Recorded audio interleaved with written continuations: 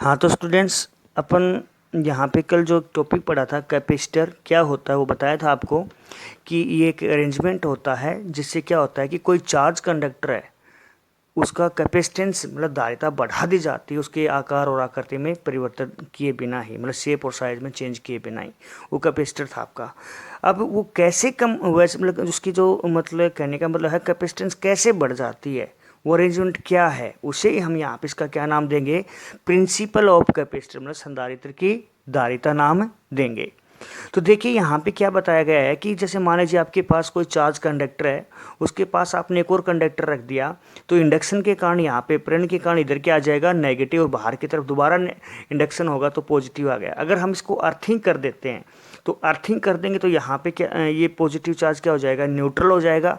ठीक है, तो यहाँ पे नेगेटिव चार्ज आएगा, नेगेटिव चार्ज यहाँ पे इसका पोटेंशियल निकालोगे तो पोटेंशियल क्या हो गया, कम हो गया। जैसे मान लीजिए वी पोटेंशियल था, नेगेटिव के कारण इसमें ऐड करोगे तो नेगेटिव ऐड हो रहा है, इसका मतलब पोटेंशियल इसका क्या हो गया है, कम हो गया है। तो पोटेंशियल कम होने की वजह से कैपेसिटेंस क्या हो जाता है, बढ़ जाता है। क्यों? क्योंकि आपको पता है कैपेसिटेंस क्या होता है, इनवर्सली प्रोपोर्शनल क्या होता है, वी होता है।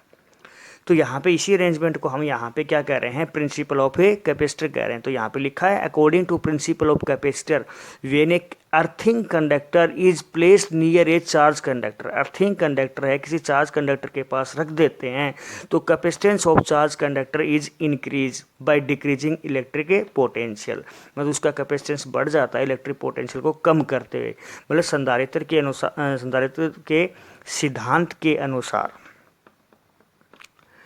तो संधारित्र के सिद्धांत के अनुसार जब किसी आवेशित चालक के पास भूसंपर्क किया हुआ चालक रख दिया जाता है तो विभव में कमी करके आवेशित चालक की धारिता बढ़ जाती है। तो ये इसका क्या हो गया है, प्रिंसिपल आ जाता है। तो आप ये अपन लिखेंगे। अब नेक्स्ट जो टॉपिक है, यहाँ से 4 टॉपिक आएंगे, बता देता हूँ। ये पहला टॉपिक वेरी इंपॉर्टेंट रहेगा क्योंकि ये आएगा ना आपको तो ही आगे 3 आएंगे। तो यहाँ पे कह रहा है capacitance of parallel plate capacitor, मतलब एक समांतर प्लेट संधारित्र है उसका कैपेसिटेंस निकालिए। वैसे एक्चुअल में देखा जाए तो हमने अभी अभी जो बनाया है कैपेसिटर वो पैरेलल प्लेट कैपेसिटर तो है, तो यहाँ पे हमने पैरेलल प्लेट कैपेसिटर लिया, मतलब समांतर प्लेट संधारित्र ले लिया है जिसकी प्लेट का क्षेत्र पृष्ठीय क्षेत्रफल मतलब सरफेस एरिया कितना है, ए है, और दोनों के बीच की डिस्टेंस कितनी है, डी है।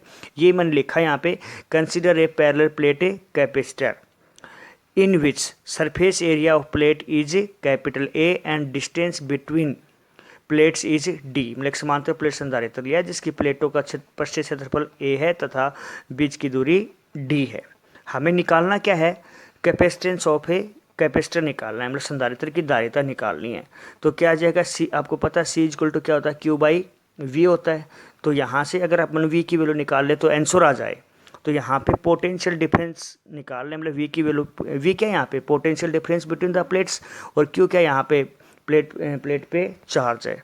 तो वी की वैल्यू निकाल लें तो आंसर आ जाए। तो वी इक्वल टू क्या होता है, ई डी होता है। ये ई डी कैसे आया है ये आपको यहाँ पे समझाने की कोशिश कर रहा हूँ मैं। देखिए वी इक्वल टू वी का फॉर्मूला क्या होता है, के क्यू बाई आर। अगर मैं इसको आर से मल्टीप्लाई कर दूँ, आर से डिवाइड कर दूँ तो कोई फर्क पड़ेगा क्या, कोई फर्क नहीं पड़ा। तो यहाँ पे क्या बन गया, के क्यू अपॉन में क्या बन गया, आर स्क्वायर, इंटू में क्या बन गया, आर। के क्यू बाई आर क्या होता है, ई हो, k q by r square, sorry k q by r square किसकी वैल्यू होती है, ई की वैल्यू होती है। तो वी इक्वल टू क्या आ गया, ई इंटू में आर आ गया। आर की जगह हमने यहाँ पे क्या लिया है, डी लिया है, तो वी इक्वल टू क्या आ गया, ई डी आ गया। अगर ई की वैल्यू हम यहाँ पे रख दे तो हमारे पास आंसर आ जाए। एक साइड में पॉजिटिव एक साइड में नेगेटिव है, तो इलेक्ट्रिक फील्ड इंटेंसिटी का फॉर्मूला आपको पता है क्या होता है, सिग्मा बाई एप्सिलॉन नॉट होता है। क्योंकि प्लेट है, प्लेट के कारण सर आपने गाउस लॉ के अंदर निकाला भी है, प्लेट के कारण इलेक्ट्रिक फील्ड इंटेंसिटी क्या होती है, सिग्मा बाई एप्सिलॉन नॉट होती है। तो वो हमने यहाँ पे निकाला। वैसे आपको बता देता हूँ कि यहाँ पे सिग्मा बाई एप्सिलॉन नॉट क्यों आया, क्योंकि कंडक्टर जब आप देखोगे गाउस लॉ में तो कंडक्टर के कारण इलेक्ट्रिक फील्ड इंटेंसिटी कितनी होती है, सिग्मा बाई 2 एप्सिलॉन नॉट होती है।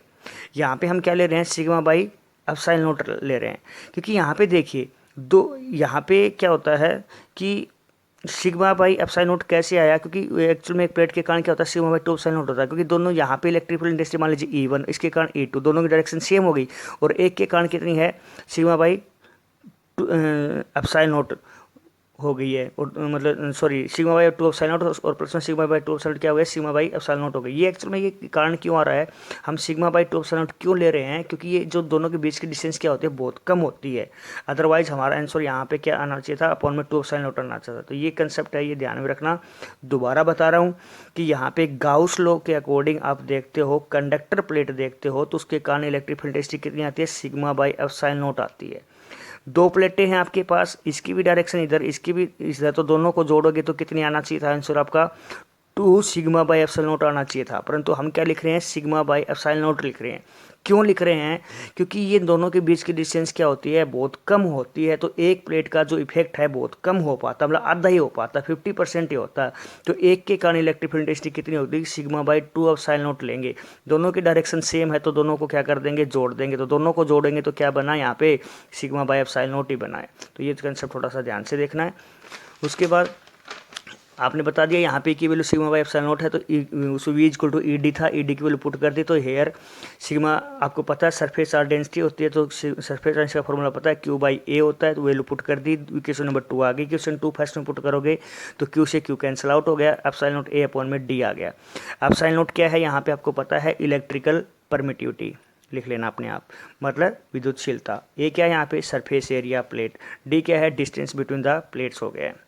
तो ये आंसर आ गया। अब देखिए फैक्टर्स ऑन विच कैपेसिटेंस और कैपेसिटेंस डिपेंड, मतलब पैरेलल प्लेट कैपेसिटर का जो कैपेसिटेंस है कौन कौन से कारकों पर निर्भर करता है, ये आपको स्पष्ट दिख रहा है। किस पे डिपेंड करता है, सरफेस एरिया ऑफ प्लेट पे डिपेंड करता है, मतलब और किस पे डिपेंड करता है, डिस्टेंस बिटवीन द प्लेट्स और एप्सिलॉन नॉट का मतलब मीडियम। तो तीन बातों पर डिपेंड कर रहा है। सरफेस एरिया मतलब पृष्ठीय क्षेत्रफल किसके, प्लेट के। कैसे करता है, डायरेक्टली प्रोपोर्शनल दिख रहा है आपको, तो यहाँ पे लिख दिया कि डायरेक्टली प्रोपोर्शनल डिपेंड करता है। और डी पे डिस्टेंस पे कैसे करता है, इनवर्सली प्रोपोर्शनल करता है। और तीसरा क्या है, एप्सिलॉन नॉट। एप्सिलॉन नॉट किसके लिए आता है, किस पे डिपेंड होती है इसकी वैल्यू, मीडियम पे। यहाँ पे वैक्यूम था तो एप्सिलॉन नॉट लिख दिया, अदरवाइज मीडियम होता तो क्या लिखता, एप्सिलॉन एम लिखता। इसका मतलब किस पे डिपेंड कर गया, मीडियम के ऊपर डिपेंड कर दिया। तीसरे में ये लिखा है, समांतर प्लेट संधारित्र की धारिता संधारित्र की प्लेटों की माध्यम की प्रकृति पर निर्भर करता है। ये हो गया आपका। ओके।